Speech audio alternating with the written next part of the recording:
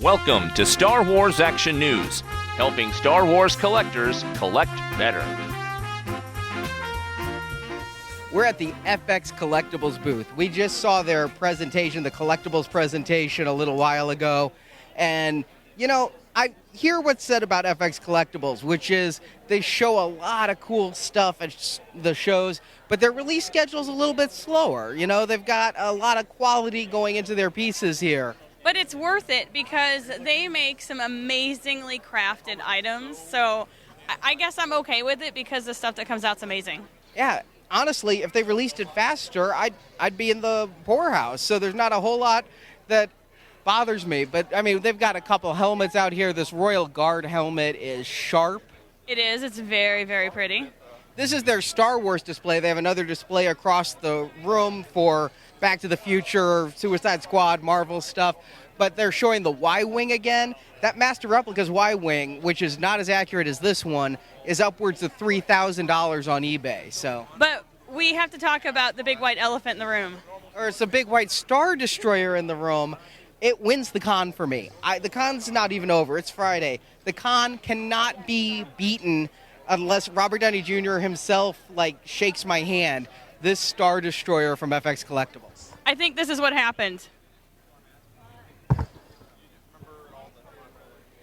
Yeah, they are doing a studio scale replica. And if I keep looking over here, it's because I can't take my eyes off the gorgeousness. It's not that he's looking at me, folks. He's looking at the Star Destroyer and, making googly eyes at it. That's like the story of when you bought me the Code 3 X-Wing all over again. Now, this is a studio scale replica. We're going to be talking with the designer of this piece in just a moment, but it is 4 feet long. Yeah, 4 feet. It's amazing. It's beautiful. Oh my gosh, it is so detailed. I can't stress to you how detailed this is.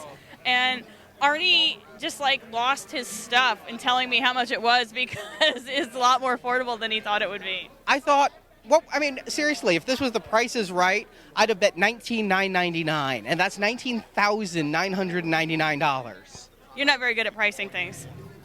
$5,000. $5,000. And it's not going to be coming out for a year and a half. Well, so there you go. You can put away a little bit each week, and next thing you know, you'll have a Star Destroyer. Yeah, if I set aside $300 a month, in 18 months, I'm going to have $5,000. Our financial planner loves you. But it's whiter than I expected, and we'll be talking to the designer, but I expected more weathering. I expected the Millennium Falcon studio scale. But, man, it's just so impressive. Let's go over and talk to the man behind it.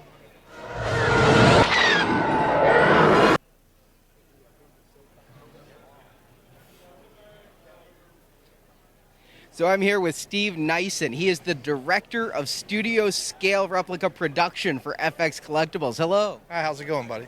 Good, thanks. I just had a really fun time watching you repair a droid. Yeah, that was pretty fun. Well, he's not repaired yet, but we'll keep working on him. Their life-sized remote control R2 is here again. But I need to talk to you about that Star Destroyer over there. You know, you announced it during the presentation earlier. It's been here on the floor. Just describe that piece. Well, the Star Destroyer is it's a large model, and it's from A New Hope. A lot of the details you could tell if you know the model really well. You could tell that it's been finished. Basically, the A New Hope model wasn't finished for filming because they really shot it from underneath. You know, that long shot at the beginning of Star Wars, and then they did a couple shots from the starboard side. So for film production, they didn't have to work on the other side, so it was pretty much bare. Well, in Empire Strikes Back, they wanted to use this one as well as the brand new 8-footer that they build. So the ILM model makers actually started putting other parts. So a lot of the model parts are different on the other side than they are on this side. One is what we call a New Hope era, which is pre-76 models, you know, the kit parts and stuff. On the other side, you'll start seeing some of the models that were late 70s started coming out, like the Morza Carl and Leopold that were used heavily in Empire. So then what we do at EFX, and what I do as far as my Nyson Model Designs, we take the time to find all the kit parts. But even with that, they were still pretty bare. A lot of the scribe work that's on the surface and all the detailing on the side is still bare because it was shot from so far away. So what I did was I reached out to Steve Gawley, a former ILM model maker who actually worked on the Star Destroyer, and sent him scale drawings of this, and he actually finished the scribe work all over the Star Destroyer. That is pretty incredible. So are there Empire Strikes Back parts on this one, or is it all A New Hope era? No, it's both. It's A New Hope parts, it's Empire parts, and it's also fill-in parts that we had to fill in from that same era. If the kits already exist on the Star Destroyer, we use those same kits to detail it out. Nice, and I see that this one has light-up engines. What electronic features is this going to have? It's going to have the 3 light-up engines in the back, and then it'll have a fully lit hangar bay. Once you guys get a chance to look underneath the hood, you'll see that it has a fully decked-out lighting system in there. Oh, that is absolutely incredible. And you were telling me earlier it's going to have a mirror display? I think that's what we were talking about doing. It's not going to be on the pedestal. This is just for this display, but we'll have to provide it a display option so people can really enjoy the super detailed bottom, because to be honest, the bottom is the most detailed piece of the model. It is absolutely amazing. Are there any other secrets about it you want to share? Well, I know it's a lot of work. A lot of good people help bring this together. Jamie Farthing, John Carilla, Dan Less, Isel Caro, a great group of guys helped me find and track down all these parts. Charles Adams did a lot of great 3D work. That you see the X detail in between the radar domes. Yeah.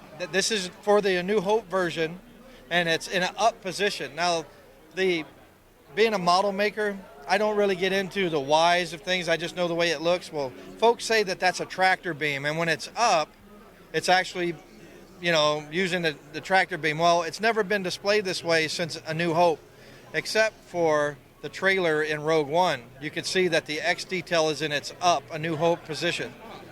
So is that going to be movable on the model? I don't think so. I think we're going to keep it stationary because there is a pretty elaborate mechanism in the back there to make it look like it's really functional. All right, well, Steve, thank you so much for sharing those stories with me. I think the stories behind these studio scale models are oftentimes as cool as the models themselves. So thank you for your time. Hey, man, I appreciate it. Thanks a lot. Thanks for watching this video. You can see full episodes of Star Wars Action News with more collecting news and reviews at swactionnews.com.